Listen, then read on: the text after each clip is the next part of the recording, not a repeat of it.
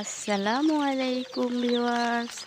আমি আজকে আপনাদের দেখাবো একদম ঘরোয়া পদ্ধতিতে বাড়িতে থাকা জিনিসপত্র দিয়ে কিভাবে আপনারা দেশি মুরগির বাচ্চার বোর্ডিং করতে পারেন।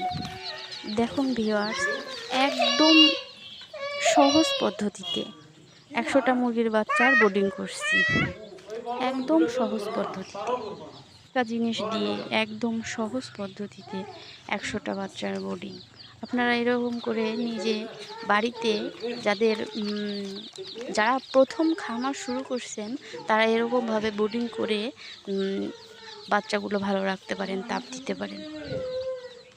বাচ্চাগুলো একদম সহজ পদ্ধতিতে ঘরে থাকা জিনিস দিয়ে, এটা একটা ড্রামের মধ্যে আলো একটা লাইট দিয়ে বোর্ডিং করছি একদম সহজ পদ্ধতিতে। এর চেয়ে সহজ পদ্ধতি আর হয় না।